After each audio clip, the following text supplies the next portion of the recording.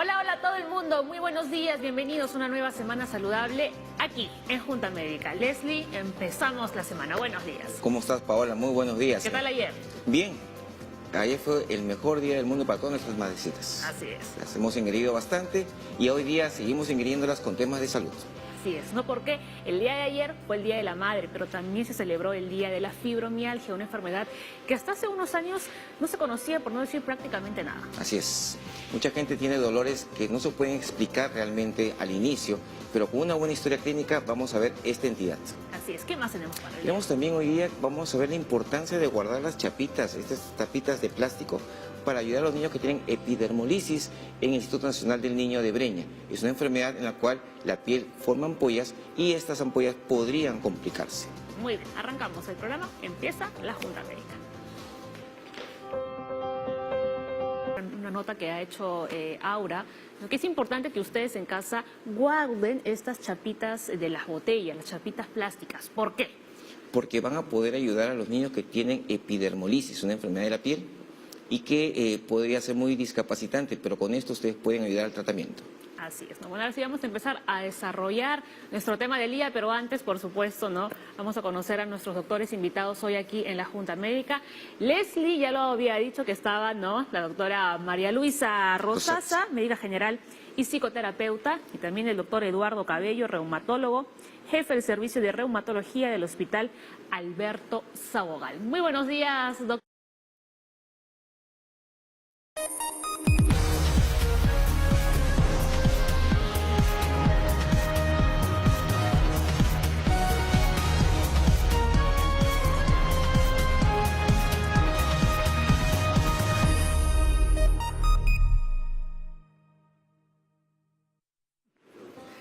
Hola, hola a todo el mundo, muy buenos días, bienvenidos a una nueva semana saludable aquí en Junta Médica. Leslie, empezamos la semana, buenos días. ¿Cómo estás, Paola? Muy buenos días. ¿Qué tal ayer? Bien, ayer fue el mejor día del mundo para todas nuestras madrecitas. Así es. Las hemos ingerido bastante y hoy día seguimos ingiriéndolas con temas de salud. Así es, ¿no? Porque el día de ayer fue el Día de la Madre, pero también se celebró el Día de la Fibromialgia, una enfermedad que hasta hace unos años no se conocía, por no decir prácticamente nada. Así es. Mucha gente tiene dolores que no se pueden explicar realmente al inicio, pero con una buena historia clínica vamos a ver esta entidad. Así es, ¿qué más tenemos para el día? Tenemos también hoy día, vamos a ver la importancia de guardar las chapitas, estas tapitas de plástico, para ayudar a los niños que tienen epidermolisis en el Instituto Nacional del Niño de Breña. Es una enfermedad en la cual la piel forma ampollas y estas ampollas podrían complicarse. Muy bien, arrancamos el programa, empieza la Junta Médica.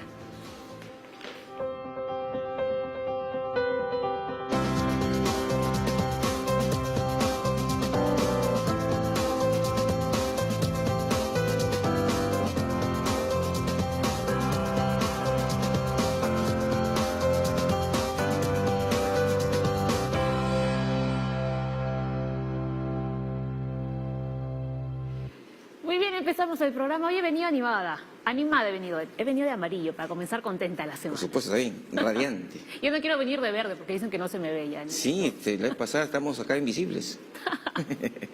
Muy bien, ya habíamos anunciado lo que vamos a hablar el día de hoy. Por supuesto, ayer fue el Día Mundial de la Fibromialgia. Hoy vamos a conocer un poco más sobre esta enfermedad, ¿no? Que, como decíamos, realmente se descubrió como tal en 1992.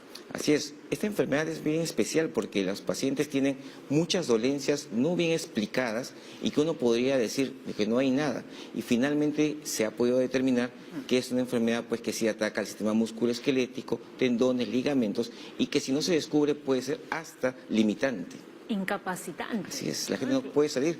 Justo conversando con María Luisa, que es una de las invitadas, hay gente que programa su salida pero no sabe cómo va a amanecer. Entonces va a ser limitante en la parte social, en la parte del trabajo, incluso familiarmente. También les contamos, ¿no?, que dos famosos, ¿no?, dos cantantes muy conocidos a nivel mundial, Justin Bieber y Ed Sheeran, ¿no?, han sacado una canción juntos que se llama I Don't Care y habla de la depresión. Sí, interesante que estén tocando ya temas de salud. Lo único que no hay que hacer es pues que esto sea algo común, en el sentido de que la depresión es una enfermedad que hay que manejarla.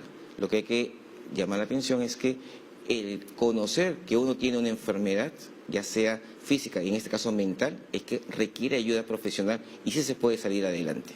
¿no? Y también les vamos a contar, ¿no?, una nota que ha hecho Aura, que es importante que ustedes en casa guarden estas chapitas de las botellas, las chapitas plásticas. ¿Por qué?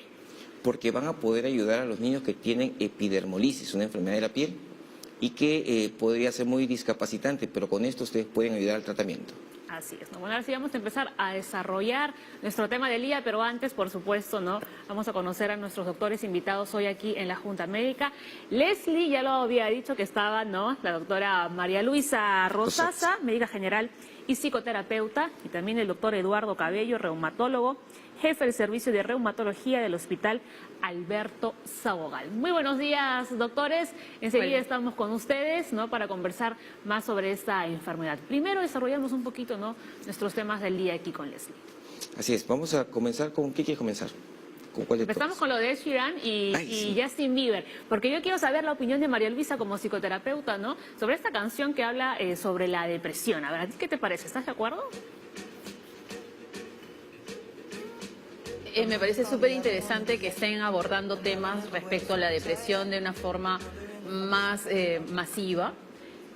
Pienso que hay que conocer los síntomas de la depresión, pero también es importante acudir a la ayuda profesional para poder resolverlos. No se trata de que tengo depresión y me pongo triste y me quedo ahí, porque la tristeza puede ser adictiva y puede convertirse en un estilo de vida. Por eso me parece importante que se trate del tema, pero que también se pida ayuda si yo identifico en mí ciertos síntomas.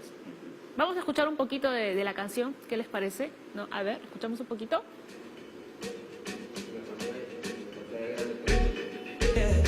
I always feel like I'm nobody who wants to fit in anyway. 'Cause I don't care when I'm with my baby, yeah. All the bad things disappear. You're making me feel that maybe I am somebody. I can deal with the bad nights. A ver, Leslie, tú que sabes inglés a la perfección, tradúcenos. Por supuesto. Aquí tengo la chuleta. A ver, mira, un poco de la canción dice: he estado buscando, explorando, prueba y error como la mayoría de nosotros hacemos. Ahora estoy enfocado en reparar algunos de los problemas profundos que tengo como la mayoría, así no me desmorono. No, bueno, esto había posteado, ¿no?, el cantante Justin Bieber en Instagram. En marzo, ¿no?, ya se hizo conocido que realmente no sufría de esta enfermedad, ¿no?, y que justamente se estaba apoyando en su esposa, ¿no?, para poder superarlo. Acá menciona, por ejemplo, con toda esta gente alrededor, estoy paralizado por la ansiedad, pero me dicen que es donde debo estar. O sea, aquí está reconociendo, pues, que tiene un problema de salud, tiene un problema del cual piensa que nadie lo entiende, que no, que está solo en el mundo, y eso hace, pues, pensar que necesita ayuda profesional. A veces uno piensa, ¿no?, que las estrellas, los cantantes que son muy famosos, pues no sufren de eso. Y al final la procesión la llevan por dentro, porque ellos al final salen al escenario, ¿no?, y son otras personas. Es que el show debe de continuar, Así es. ¿no? La idea acá es que las personas muchas veces no saben cómo desfogar sus formas de actuar, de liberarse, por decirlo así, ¿no? Hay gente que está, pues, demasiado ocupada en algo y no se relaja, tiene demasiados problemas, pero lo malo de esta enfermedad es que piensa que no hay salidas. Entonces, si él piensa que no hay salidas, no va a poder avanzar solo. Entonces hay que darle la luz y darle los caminos para que pueda seguir adelante. Muy bien. Bien, también hablamos de la fibromialgia, ¿no? Ustedes sabían que hay actores, ¿no?, de Hollywood, como Morgan Freeman, por ejemplo, la cantante Lady Gaga, que sufren de fibromialgia. Sí, esta enfermedad es bastante peculiar, por decirlo así, puesto que las personas van a tener muchas dolencias en muchas partes del cuerpo. Van a ir a muchos profesionales porque se centran en alguna parte. Me duele la parte abdominal, entonces van con el gastroenterólogo, no le encuentran nada. Otro momento le duele la parte del tórax, van con el neumólogo, no le encuentran nada. Entonces, al buscar en forma muy aislada, llega a un punto de desesperanza que he ido a todos los profesionales, todo el mundo me dice que no tengo nada, pero me duele todo. Entonces ahí se vuelve un círculo ya un poco más acentuado, porque encima de que no le encuentran qué tiene, se sienten mucho más mal. Y la familia, como vamos a ver ahora, le hacen bullying diciéndole: te han dicho que no tienes nada. Pero finalmente esta enfermedad que ataca la parte muscular, la parte de tendones, ligamentos, sí tiene un fundamento y sí tiene tratamiento también. Así es, ¿no? Ahora vamos a entender realmente en qué consiste la fibromialgia, cuáles son los tratamientos, ¿Realmente tiene una cura esta enfermedad? ¿No la tiene? Todo esto y más con nuestros médicos especializados ahora en la mesa. Y ya por último, ¿no? Luego vamos a ver la nota de Aura, pero vamos a explicarles, ¿no? a los televidentes en qué consiste la epidermolosis. La epidermolisis Epidermolisis, perdón.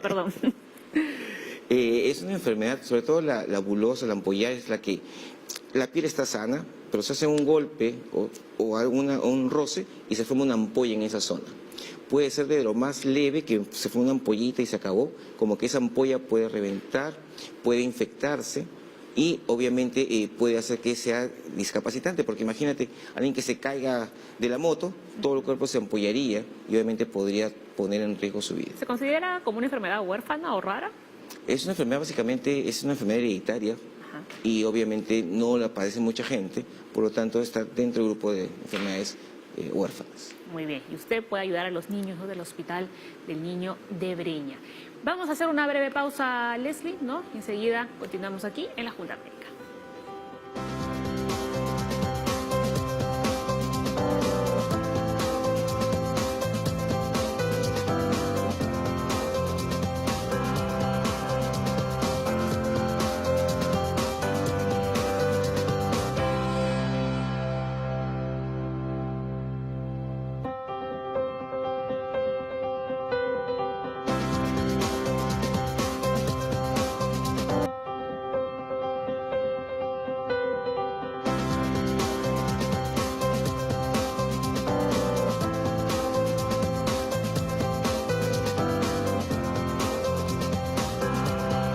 Y estamos de regreso aquí en la Junta Médica. Recuerden que estamos en vivo, así que envíenos todas sus consultas a las cuentas de la Junta en las redes sociales, Facebook y Twitter. Y también pueden hacerlo llamando a la línea médica el 619-0747. Y estamos con los médicos aquí ya preparados, listísimos, ¿no? Para explicar todo lo que es esta enfermedad, que es la fibromialgia. Los habíamos presentado: Eduardo Cabello, reumatólogo, jefe del servicio de reumatología del Hospital Alberto Sabogal de Salud.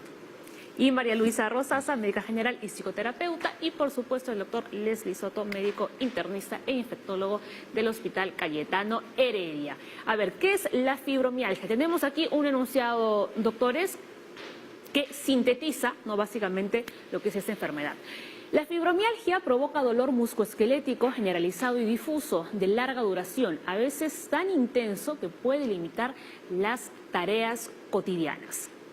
La fatiga crónica es una de sus principales características. Aunque la persona descanse, el agotamiento profundo no desaparece. Pero esto va como que digamos por etapas, o la persona siempre tiene estos síntomas presentes. A ver, yo creo que la definición que ha dado puntualiza tres aspectos importantes de fibromialgia, ¿no? La primera es el dolor. O sea, no se puede hacer un diagnóstico de fibromialgia si el cuadro de presentación no es un cuadro de dolor. El segundo concepto o punto importante es que no es cualquier dolor, es decir, no es un dolor de cabeza, es un dolor que se llama generalizado. De todo el cuerpo.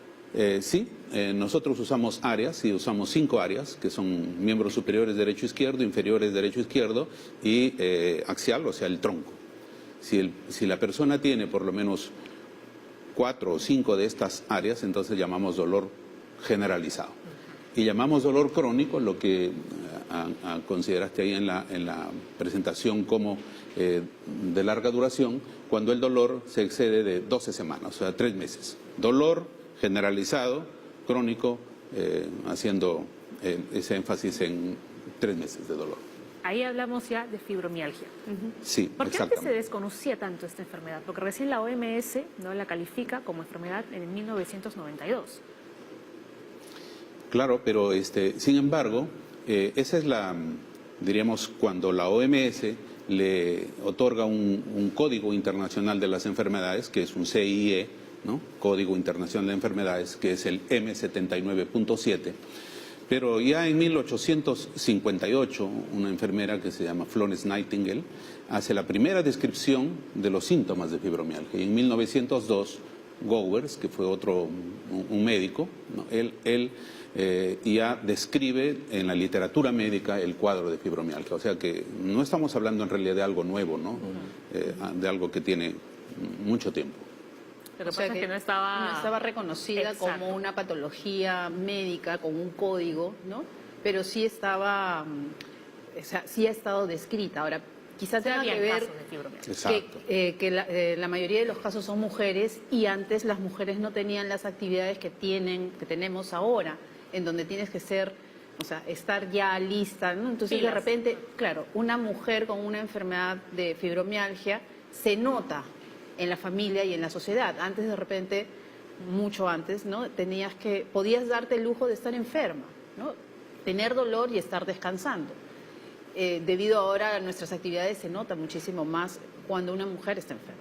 Se podría decir que hoy en día el diagnóstico es más fácil porque antes las personas acudían de médico en médico intentando descartar o saber por qué aparecían estos dolores. Yo creo que sí, al haber mayor conocimiento de la enfermedad, ¿no?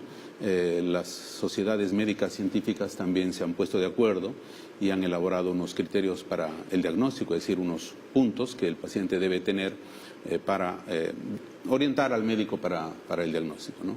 Sin embargo, yo creo que todavía existen algunos mitos, por un lado, y también algunas incredulidades respecto al diagnóstico. Hay médicos que todavía no creen que la fibromialgia exista, que es una invención, ¿no? Que alguien se la inventó, ¿no? Otro aspecto importante es que esta enfermedad no es patrimonio del manejo de un especialista, ¿no? Probablemente es un grupo de médicos el que tiene que manejar al paciente, entre los cuales están los psicólogos, psiquiatras, psicoterapeutas, ¿no? Los terapistas físicos, ¿no? Y ese equipo probablemente, por el punto de vista del dolor, va a estar en muchas ocasiones liderado por el reumatólogo, ¿no? Lamentablemente no es una costumbre, por lo menos en nuestro país, trabajar en equipo. Y solemos estar más bien disgregados y no ponernos de acuerdo para poder ayudar de la mejor manera a nuestros pacientes. Entonces es el paciente el que deambula entre uno y otro, pero un especialista no se comunica con el otro, cuando eso debería ser lo usual, ¿no? O sea, deberíamos Totalmente tener de un acuerdo, plan de trabajo para no repetirnos y no poner en duda las cosas que el uno dice, el otro dice. Entonces, sí, por ejemplo, en mis pacientes con fibromialgia tienen un tema de depresión serio. Lo que decía Leslie acerca del bullying es muy frecuente, ¿no? Porque la familia se cansa de tener un paciente crónico que encima no muestra una enfermedad evidente en el laboratorio. El hecho de que algo no salga en una hoja de laboratorio o en el informe de una resonancia no significa que no exista. Entonces se cansan, se deprimen, se ponen ansiosos por la misma enfermedad, pero también porque el entorno suele no sostenerlos. Entonces muchos de los que llegan peor de lo que deberían estar, ¿no? Porque ya el dolor se acrecienta con el estado de ánimo. Si mi estado de ánimo es menor, el dolor me va a doler más, Es mayor. ¿no? Entonces es como que un círculo vicioso, pero es porque también desde nosotros no nos organizamos lo suficiente para ayudar a nuestros pacientes. Sí, justamente lo que vemos aquí en la pantalla, ¿no? Debido a la variedad y cantidad de síntomas, los pacientes consultan diferentes médicos y pueden pasar años antes de encontrar el diagnóstico correcto. A mí me pasa cuando van los pacientes a la parte de medicina interna, han pasado por muchos colegas, tienen resonancias, tomografías, ecografías, exámenes de sangre. Un file de este tamaño. Exactamente, claro, me dice, doctor, ¿puedo traer mi historia clínica? Y ¡pum!, me traen la Biblia. Y no encuentran nada, y no tengo nada. Y al costado está el familiar que dice, sí, ¿Ya doctor, ves? la ¿Ya la ves? traigo y no tiene nada, pues dígale que no tiene nada. Y realmente esto es muy discapacitante. Exacto. Algunos síntomas, por ejemplo, malestar general, dolor punzante, ardor, cefaleas, adormecimiento u hormigueo en manos y pies. Justamente no encontramos algo como quien dice, me duele acá, tiene que haber dolor acá, enrojecimiento por acá. Ahí no, Siempre acá es, ahí. Claro, siempre acá. Acá es generalizado. Y a veces dice, me duele más acá, me duele más acá. Y uno dice, ¿qué le pasa? Pues no me cuadra. Pero justamente esta enfermedad sí cuadra, porque hay síntomas. Y podemos ver hasta vulvodynia, dolor a nivel vulvar, vejiga irritable, síndrome de colon irritable, sensación de hinchazón y rigidez. Justo el día sábado tuve una paciente con vulvodynia. La señora no tiene nada. Su ginecólogo le ha dicho, yo no puedo hacer ya nada por ti. Y la señora fue porque tiene, por la parte de infectología, me dice, debo tener una bacteria o un virus raro, resistente. Y no hay ninguna lesión. O sea, Pero solo tenía eso nada. nada más. Dolor. Dolor. Y para explicarle, no te creía al inicio, porque dice, yo, doctor, parte psicológica la manejo muy bien, debe ser otra cosa. O sea, tampoco son conscientes de enfermedad. Y entonces, en el servicio hospitalario, en donde el médico tiene 15 minutos para ver a un paciente que viene con un historial pues enorme, se termina complicando más porque el doctor le manda más análisis y el paciente se comienza a sentir cada vez peor porque... Se frustra. Claro, Ya no quiere ir. ya no quiere ir al doctor, abandona el tratamiento. Doctor Cabello. Yo en lo que quisiera hacer énfasis, los doctores han hablado con mucha propiedad del tema y quisiera rescatar algunos puntos, ¿no? Que me parecen importantes. El primero es el asunto del diagnóstico, porque no existe una prueba de laboratorio ni un examen de imágenes que nos vaya a decir esto es fibromialgia, ¿no? Estamos muy acostumbrados y cada vez, diremos, hay una tendencia mayor a solicitar un sinnúmero de exámenes auxiliares, ¿no? Pero si volvemos, diríamos, a lo básico de la medicina, ¿no? Es un buen interrogatorio. Sí. Es decir, preguntar Básico. bien al paciente cuáles son los síntomas, qué cosa es lo que le molesta, antes de embarcarnos en exámenes costosos, ¿no? El examen clínico primero. Pero antes de la historia, del examen clínico viene la anamnesis, que es la historia. A ver, cuénteme. Pero es bien complicado poder sentarte a conversar con alguien, ¿no? Y hacer una buena historia cuando tienes que ver 32 pacientes por día, ¿no? Entonces, el sistema va en contra de este tipo de pacientes, porque no lo vas a diagnosticar en 5 minutos. Entonces usted, doctor, ¿cómo nos diagnostica? Bueno, hay que preguntar y orientarnos por la molestia principal del paciente, ¿no? Y esta molestia, que es la experiencia de dolor, ¿no? En los pacientes con fibromialgia generalmente no viene sola, ¿no? Como decía el doctor, viene generalmente acompañada. Y sus principales acompañantes son fatiga, ¿no? Y cansancio, o sea, nosotros diferenciamos un poco fatiga de cansancio, ¿no? O sea, y creo que es bien importante porque, diríamos, yo corro 5 cuadras, quizá un poquito menos, ¿no? Y llego al final de eso, cansado, ¿no? Pero es diferente que yo duerma en la noche y a la mañana siguiente me levante con ganas de no hacer nada, ¿no? Como cansado, ¿no? Y eso entonces es fatiga, ¿no? Fatiga. La otra manifestación frecuente que traen los pacientes es un sueño no reparador. Es decir, yo duermo toda la noche, ¿no?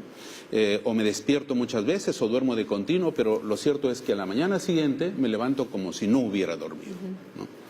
Y por otro lado, todas las manifestaciones que se han manifestado, incluyendo también manifestaciones en otros órganos como colon irritable, por ejemplo. ¿No? Algunos pacientes llegan por una queja de dolor en la articulación temporomandibular porque durante la noche tienen un poco de bruxismo.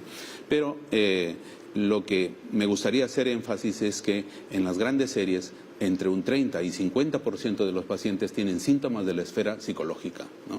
Es decir, ansiedad, depresión, ¿no? Por eso esto tiene que ser de un manejo multidisciplinario. ¿Ustedes qué opinan de este dato? Además del dolor generalizado en el cuerpo, existen puntos sensibles a la presión. Correcto. ¿A qué nos referimos con puntos sensibles? Bueno, en este punto hay que señalar que ya desde los inicios de la fibromialgia se describieron unos determinados puntos en los que el médico hacía una presión y si en esos puntos el paciente se quejaba de dolor, entonces el hecho es que uno decía punto doloroso para fibromialgia, ¿no? Inicialmente fueron más puntos, luego se fueron acortando hasta 18 y se exigían que haya 11, 18 puntos, pero progresivamente hemos ido viendo que en realidad no es necesario tener los 11 de 18 puntos para hacer el diagnóstico. Son puntos bien definidos, anatómicamente bien definidos, y lo que se presiona ahí y se busca es que apliquemos un estímulo no doloroso, que es la presión. Como punto de referencia, el médico toma de presionar hasta que el lecho ungueal palidezca.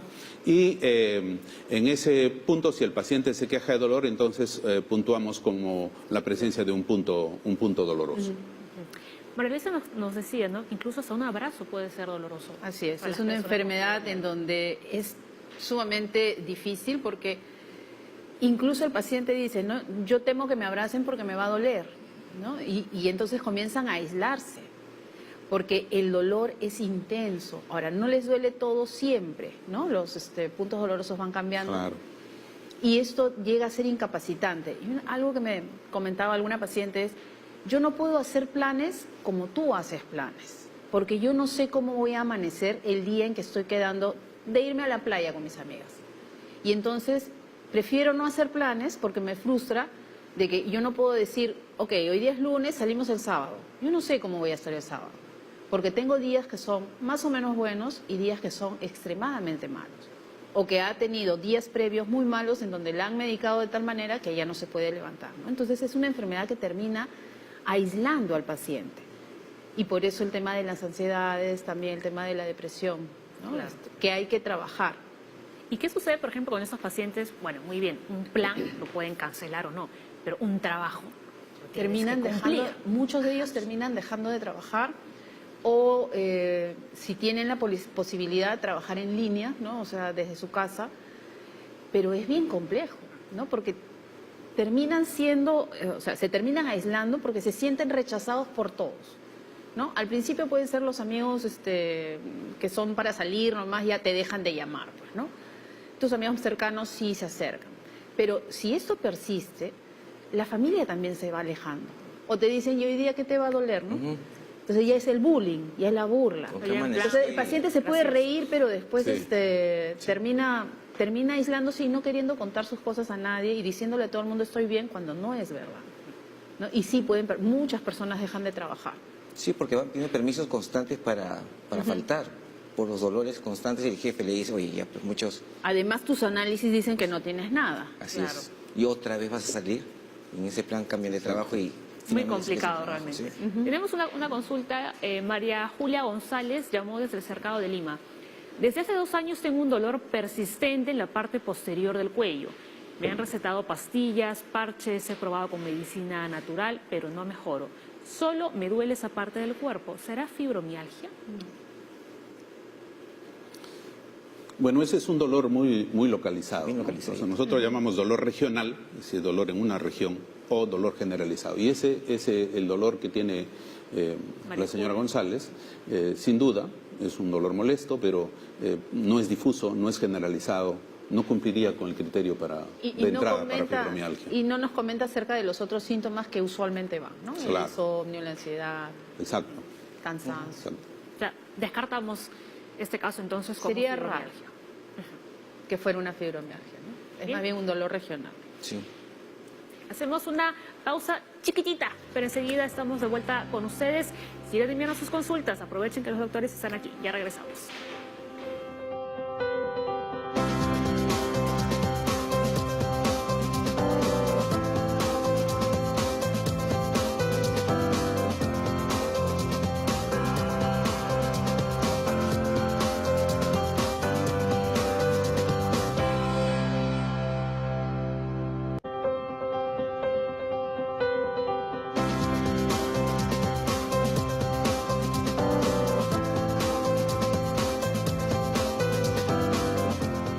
Bien, seguimos con el programa y ahora vamos a ver una nota interesante de ahora con lo que es la epidermolisis y cómo podemos ayudar nosotros juntando las tapitas de plástico para que estos niños de institutos de salud del niño de Breña puedan mejorar y estar bien con esta enfermedad. Atentos. El norte de esta brújula médica lo pusieron estas chapitas, porque hoy somos salud ambiental. Y como para hablar de salud siempre empezamos con una pregunta, aquí va. ¿Es posible aliar el reciclaje con una causa médica? Tenemos que ir a buscar a los especialistas para hablar de eso. Pero antes me voy a dar una vueltita por esta feria ecológica del INSE que será increíble.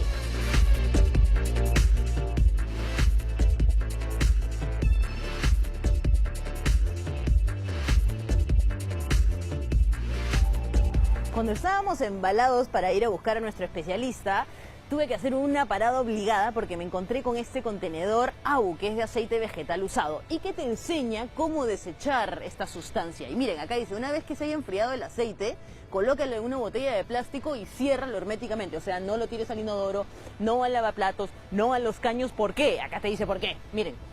Dice, ¿qué pasa si no desechamos correctamente el aceite usado? 1, se obstruye la red del alcantarillado. 2, afecta a los mares, ríos, lagos y otros. Y finalmente, 1 litro de aceite puede contaminar hasta 1000 litros de agua. Y como el agua es vida, hay que tenerlo en cuenta.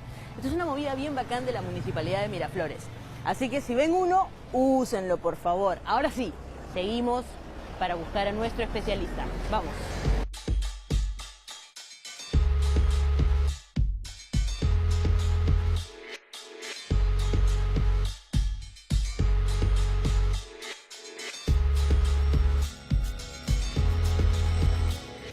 Llegamos con nuestra especialista. Estamos con Ale, la directora de Un Mar de Sonrisas, que nos tiene que contar cómo es que se inició este proyecto que tiene un objetivo buenísimo. ¿Cómo nace? Nacimos hace 3 meses, ya.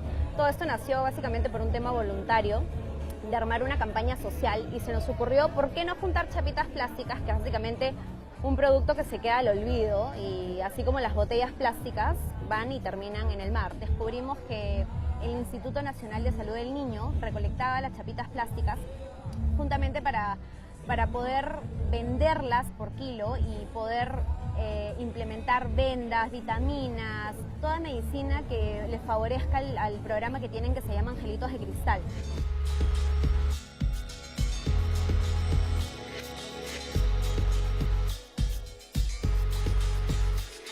Ya estamos con la doctora Rosario Torres, que nos va a contar un poco en qué consiste o cómo se forma este programa de los Angelitos de Cristal para los niños de epidermólisis bulosa. Doctora. Esta enfermedad es una enfermedad rara, genética, en la cual consiste en que el niño desde nacimiento presenta erosiones, ampollas, en todo lugar de fricción. Entonces esta piel es una piel muy frágil porque carece de algunos componentes de la piel que nos permiten la adhesión de la capa superficial a la capa profunda de la piel, de tal forma que ésta se desprende con mucha facilidad. Nosotros tuvimos la idea de generar, mediante ese reciclaje de tapitas plásticas, poder obtener las leches enriquecidas, de tal forma que nosotros juntamos las tapitas, requerimos 80 kilos de tapitas para una lata de leche enriquecida de 900 miligramos. Realmente nuestra meta, empezamos este año requiriendo 2.000 kilos mensuales, pero ahora terminamos el año requiriendo 3.000 kilos mensuales. 3.000 kilos mensuales, es un montón, entonces tenemos que recolectar chapas a toda costa. Claro, son casi 2 camiones enteros de tapitas.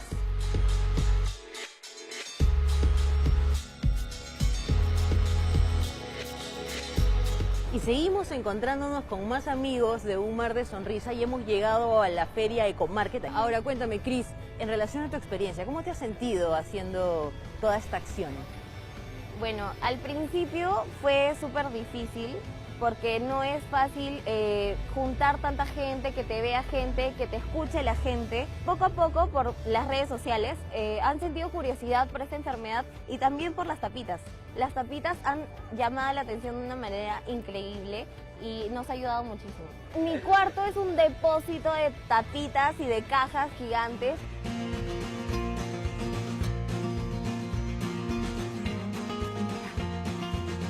Bien, ¿y qué equipo multidisciplinario forma parte de esta consulta para los niños?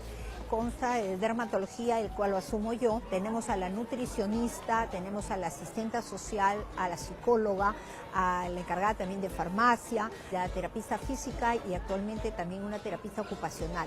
También tenemos en cirugía plástica, gastroenterología. Las erosiones no solo se dan en piel, se dan en mucosas también. Y ahora yo me siento bien. Me siento bien, otros dicen que me he quemado, pero a veces le digo sí, por mentira. Y a veces me preguntan a cada rato, ¿qué te ha pasado? ¿Qué te ha pasado? A veces mi otro dice que me he quemado por mi piel. Yo me siento bien. Patri se encuentra atendiendo acá ya 11 años. Acá se formó, ¿no?, el programa y todo eso, los Angelitos de Cristal, gracias a la donación también de las tapitas, ¿no?, y de las personas de buena voluntad que apoyan esta doble causa. Siempre le inculqué que su estado emocional, más que todo, ¿no?, se encuentre muy fuerte, ¿no?, demostrarle y decirle que siempre las fuerzas estén dentro de él, ¿no?, de que así a las miradas, ¿no?, o lo que él a veces toma mal, ¿no?, porque como se le nota que tiene las heridas en todo el cuerpo. Entonces, que siga para adelante nada más, ¿no? Y que siempre sonría a la vida. A mí me encanta la vida, a él también.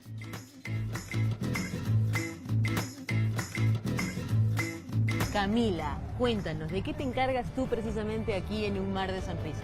Bueno, yo soy la encargada de organización de eventos, averiguar en qué puntos exactos tenemos que ir para acoger a más gente, para que nos conozcan más. Por ejemplo, la primera activación que hicimos fue en el Polo.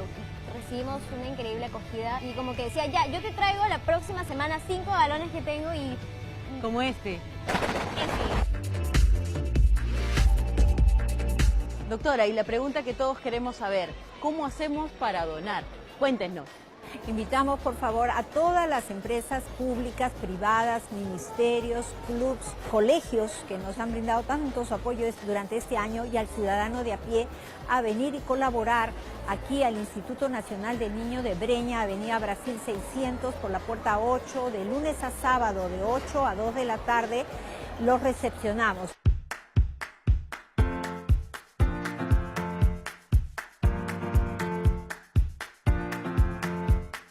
Bien, ahora dime, hay personas que a veces queremos donar, queremos traer nuestros cerros y cerros de chapas, pero no sabemos cómo. En realidad tenemos dos dinámicas. Una, bueno, en las ferias, y la otra es que nos escriban por medio de nuestras redes sociales. Estamos en Facebook como Un Mar de Sonrisas y en Instagram también como @unmardesonrisas. Ale, muchas gracias. Gracias a ti, Aura. Buenazo. Nos buscan en las redes sociales, ya saben, somos Un Mar de Sonrisas. Con esto cerramos nuestra brújula médica. Adiós.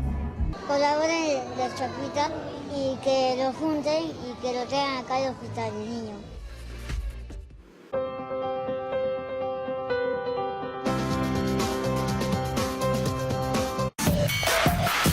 A continuación, TV Perú Deportes con Robert Malca.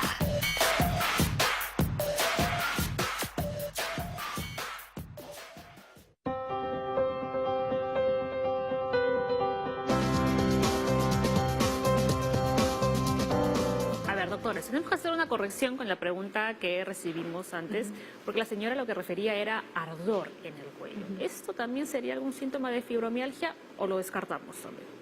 No, porque lo que nos decía el doctor es que tiene que ser un dolor generalizado, ¿no? Crónico, persistente, con síntomas adicionales, ¿no? Esto de solamente un ardor en una zona del cuello, valdría la pena que vaya a la consulta y la examinen bien, ¿no? Para que pueda superar esto. Doctor, ¿de acuerdo? Sí, totalmente de acuerdo. Muy bien. Vamos a ver otra consulta, esta del Facebook, Ivonne Paredes. ¿Cómo se relaciona el lupus con la fibromialgia? Mi sobrina tiene lupus, pero tiene todas las características de la fibromialgia.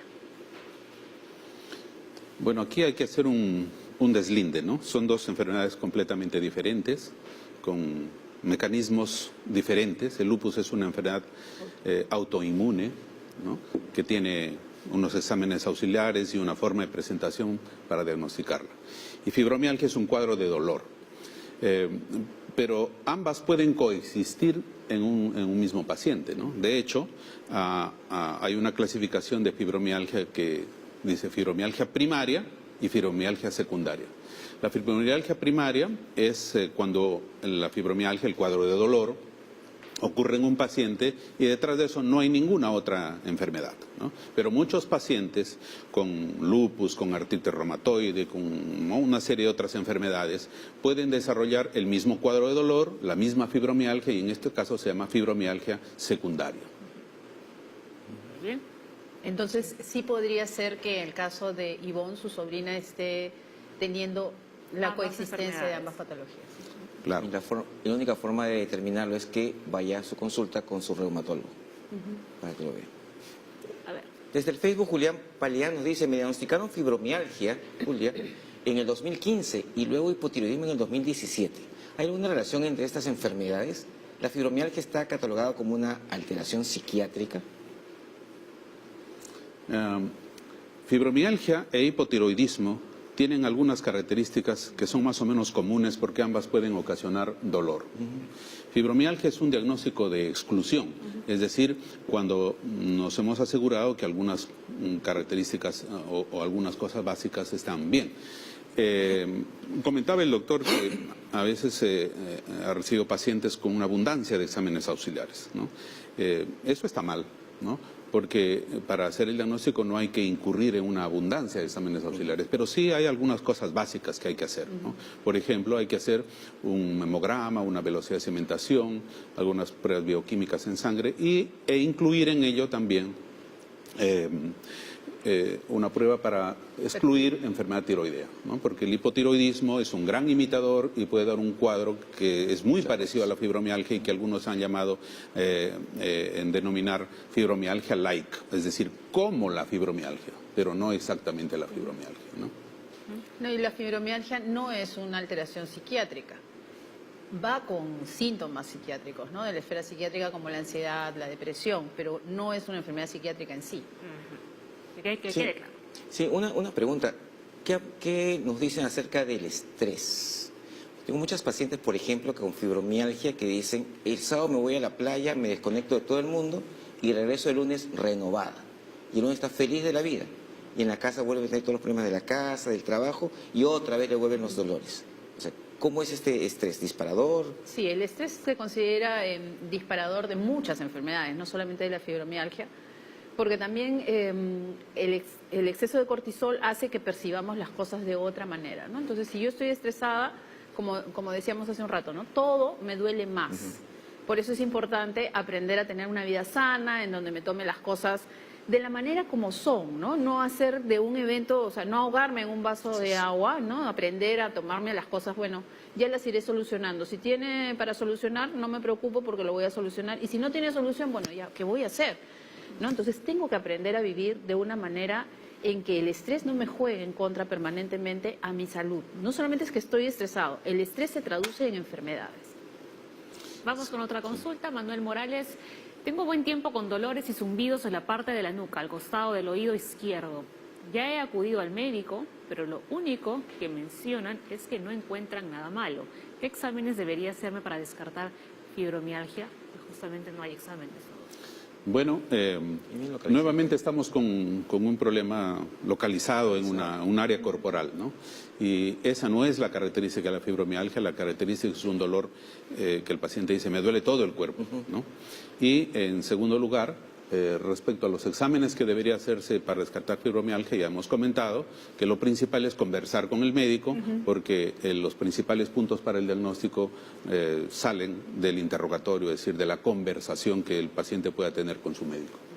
Pero los pacientes necesitan tener una evidencia que ellos mismos puedan ver del papel que efectivamente sale algo, ¿no? Sí, pero hay enfermedades, muchas enfermedades cuyo diagnóstico es solamente clínico, ¿no? Porque no tenemos todavía, pues de repente, la tecnología para poder decir esto es. O sea, por ¿no? más de que ese paciente, teniendo fibromialgia, se someta a una tomografía, no va a salir nada. No va a salir. Una resonancia, no va a salir nada. Una radiografía, no va a salir nada.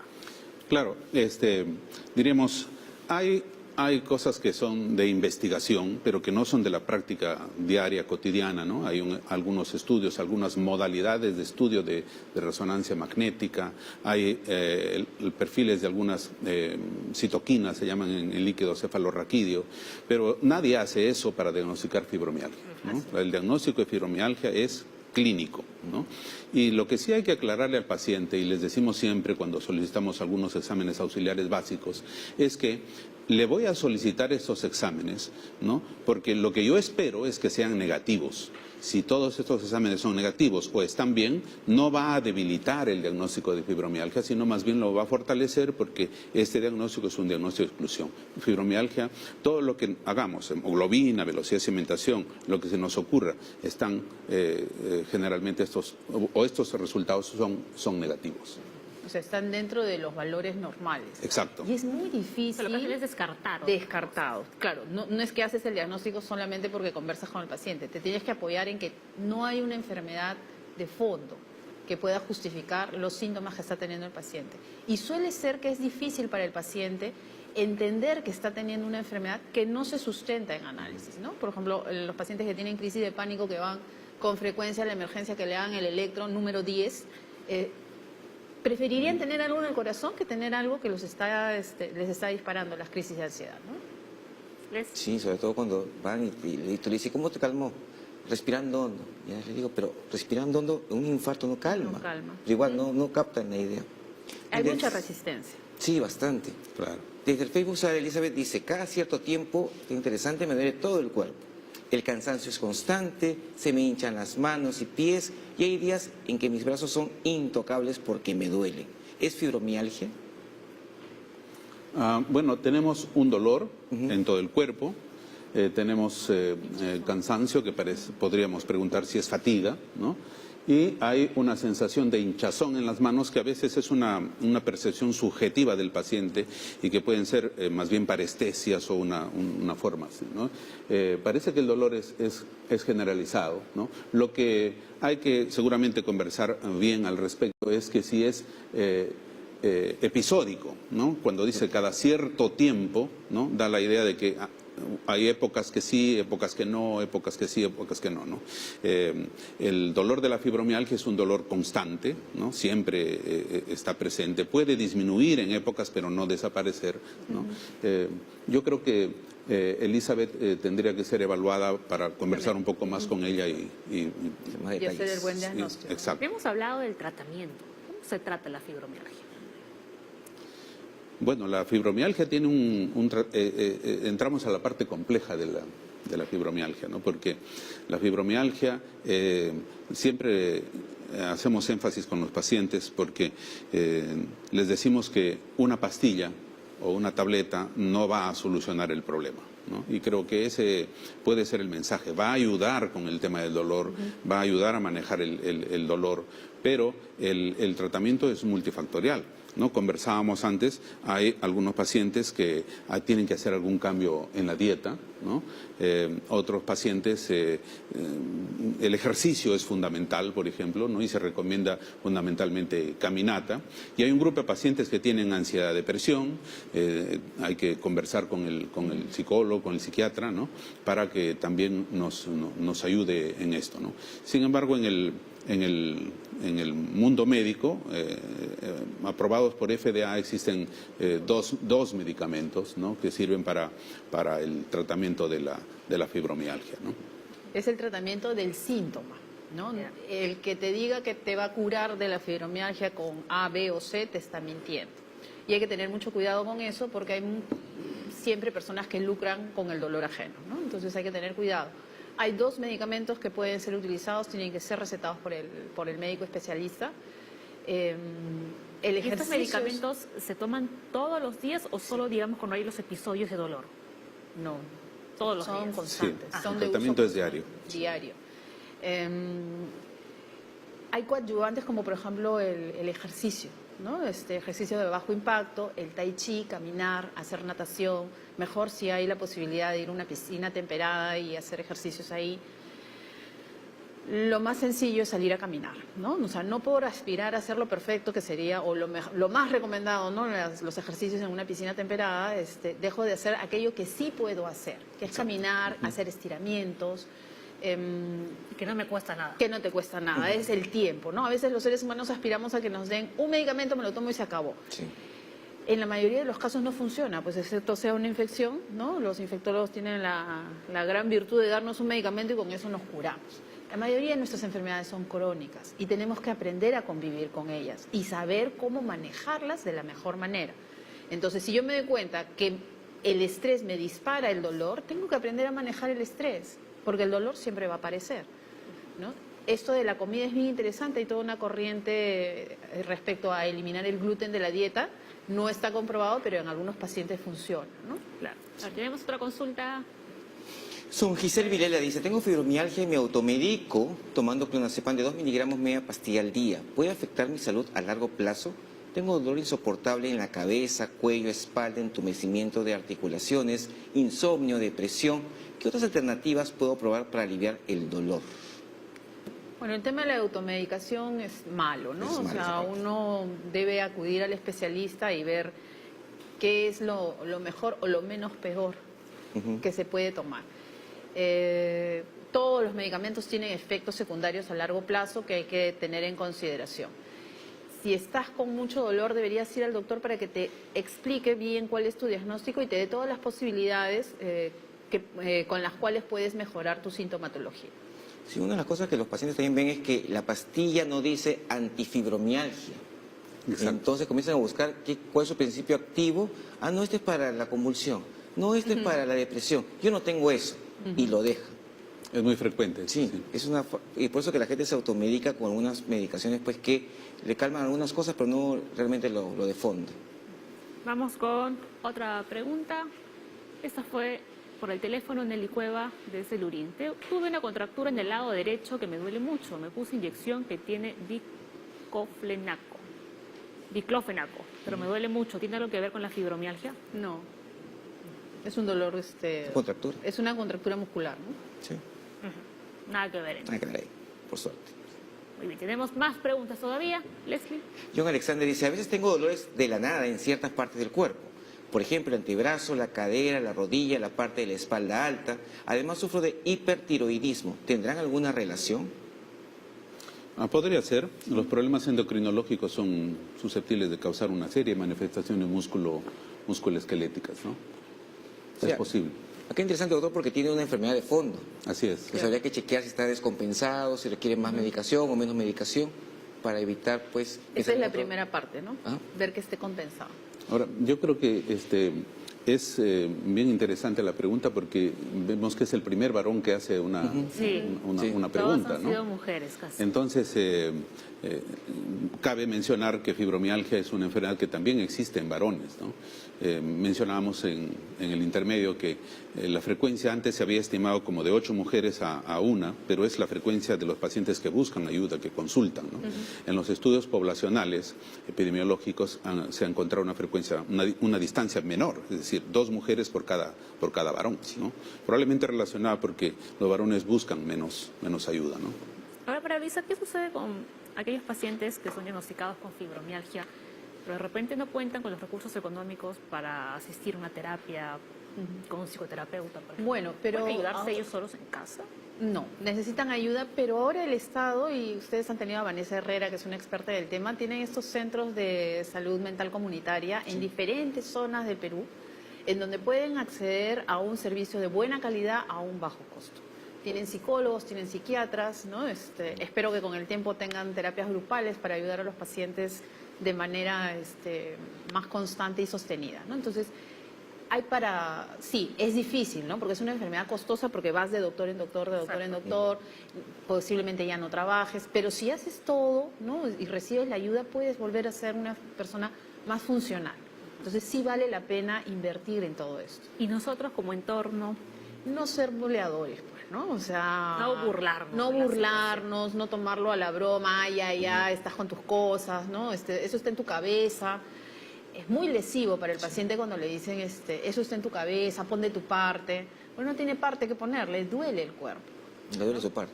Le duele todo. Entonces, por eso es que el paciente se va retrayendo. Es bien importante el sostenimiento de la familia, de la pareja, de los hijos, ¿no? El hijo cuando le dice, te acuerdo de un caso que la hija le dice, vamos al cine, no, estoy mal, pucha, qué piña que soy para que seas mi mamá. Qué fuerte. Qué fuerte, ¿no? O sea, porque el paciente no es que esté felizmente acomodado en sus síntomas, quiere salir adelante pero no puede. Entonces, el entorno es muy importante, ¿no? Soporte familiar, sí. Beatriz Cueva desde el Facebook nos dice, ¿los síntomas de la fibromialgia se parecen a la artritis? Se parecen en un punto, ¿no? En el dolor.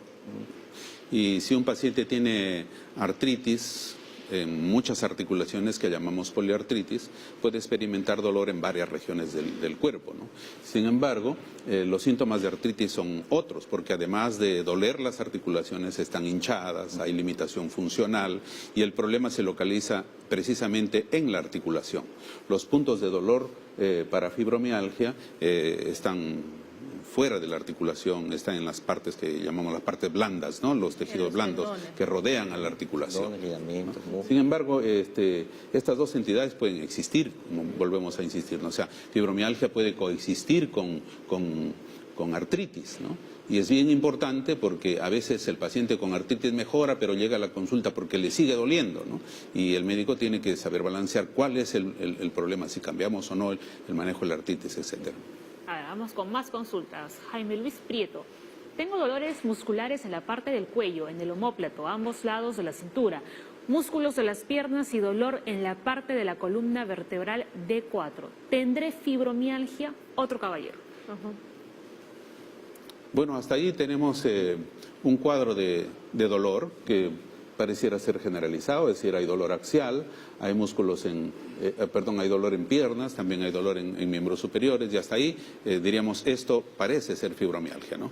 Pero habría que conversar sobre otros datos, es decir, siempre cuando hablamos de fibromialgia podemos caer también en el error de que todo dolor es fibromialgia, es decir, el error del diagnóstico puede ser por defecto, es que no llamemos fibromialgia lo que realmente estamos viendo, o puede ser por exceso, ¿no?